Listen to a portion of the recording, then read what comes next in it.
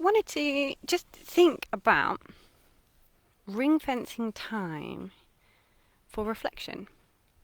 So, conscious parenting is about, well, it's about being conscious. And what's popped up in messages?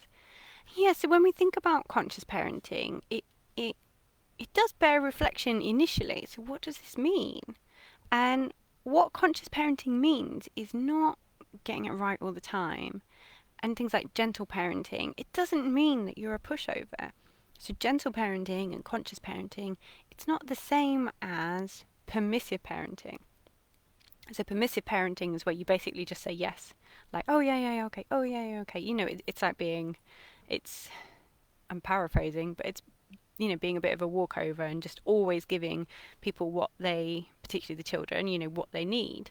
And of course, when we do that, when we give people what they want and what they think they need, regardless of our needs and what we're capable of course, it works for a short time and they really, really like us. And then it really starts to blow up in your face because then, there are times where you are not able to do these things. I had a conversation just this morning with my 4-year-old about, can he have chocolate for breakfast? Well, of course he can't have chocolate for breakfast. A permissive parent would give him chocolate for breakfast because that's what he wants. Of course, I'm not I'm not willing to do that because I am able to do it. I could literally reach in and give it to him.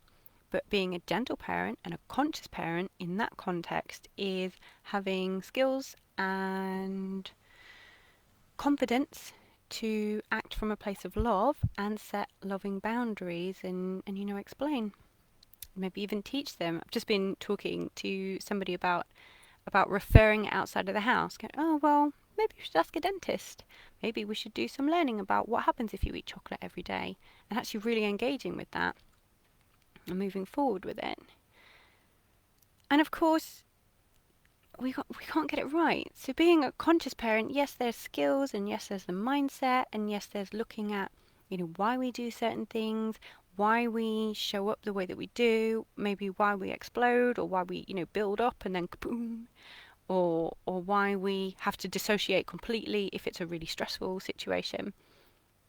And we conscious parents, go away, ring fence some time for reflection. Okay, something's going on here with me because the boys are fighting, which I have 2 boys and a girl. Like, they fight sometimes, and it's my job as the conscious parent, and of course my husband when he's not out at work, it's our jobs to support them through the conflict to a resolution. Now, sometimes, depending on what histories we have, say with our siblings and fighting, or with feeling empowered, or with people having power over us, sometimes the children fighting is going to trigger things in our childhoods. And that means that we shout, or we know that we take the side of the victim in this scenario, even though maybe in our hearts we know that they probably actually deliberately wound their brother up or whatever.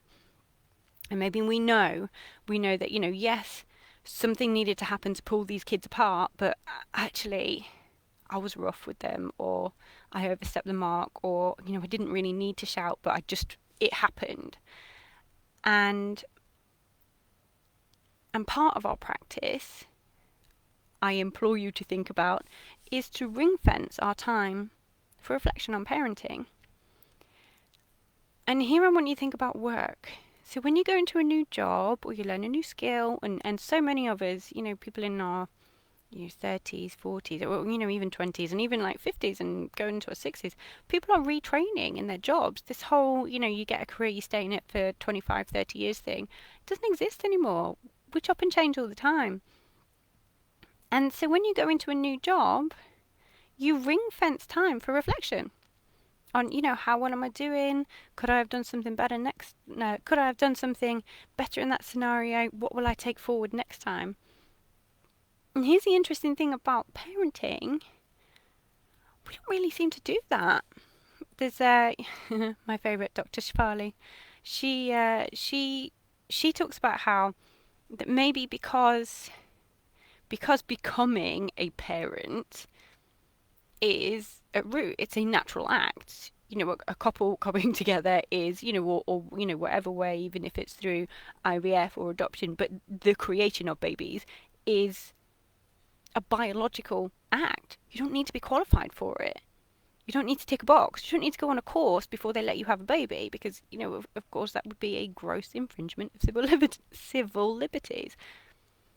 But because of that, we seem to, as society, have come out with, making a baby is really easy.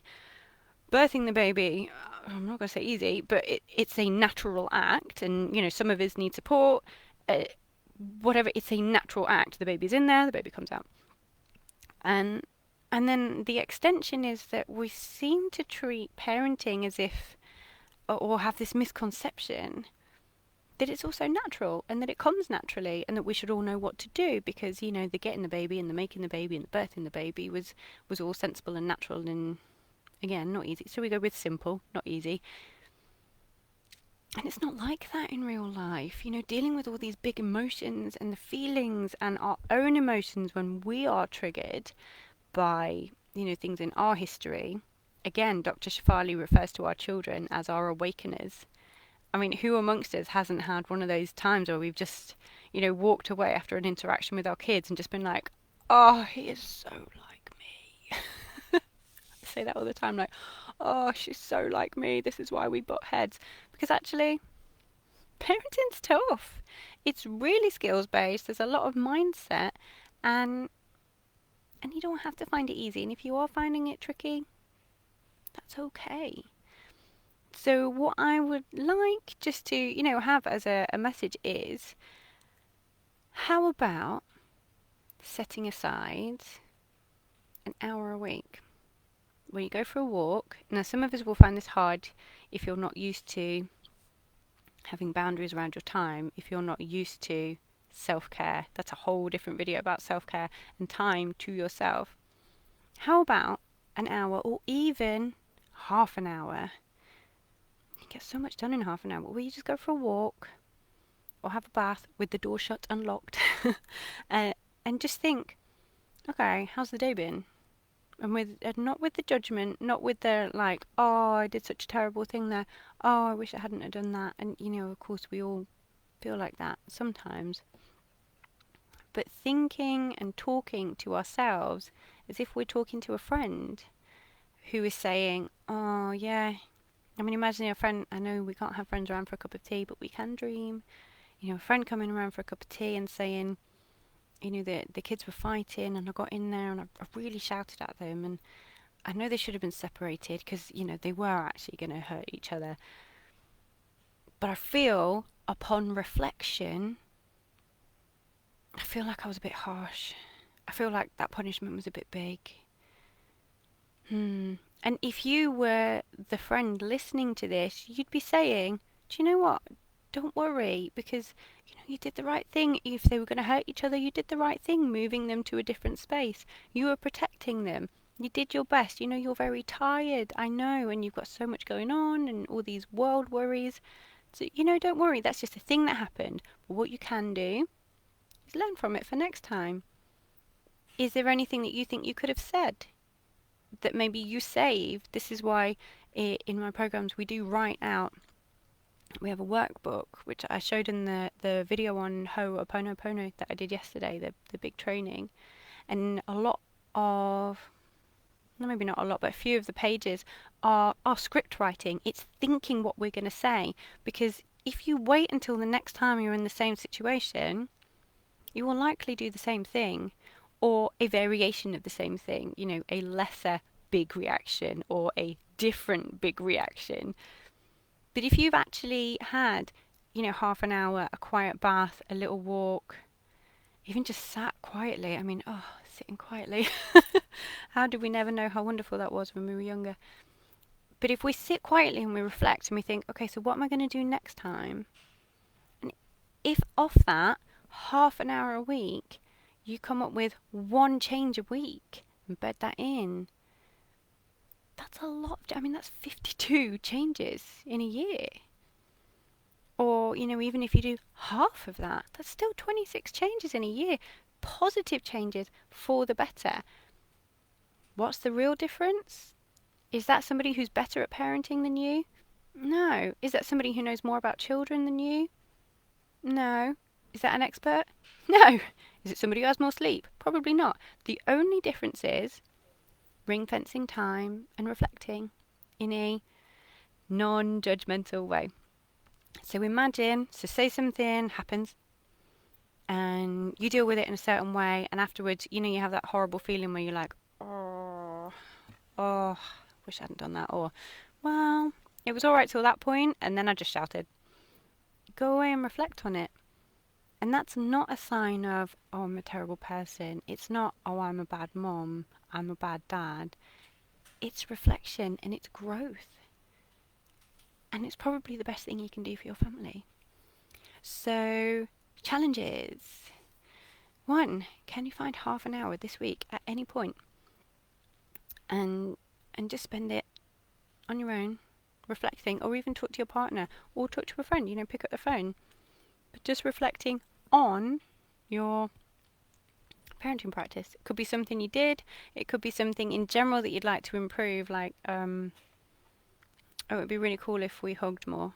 I'd really like that. I always wanted to hug my kids and for them to hug me, and we don't really do that anymore. Oh, I wonder what I could do to make that happen. You could go Google it, or you could just think, what would I have liked when I was that age? How do I feel when I want to give somebody a hug? You know, do one thing that week. And another challenge which is really cool, I talked about it briefly the other day, is walk around your house imagining you are your child or teen, your young person that you live with, and see if you can change something to make it clear that you love them. So when they're walking around their house, they're not seeing like, okay, that's my kitchen, you know, that's a chair, that's the wall, that's the wardrobe, whatever.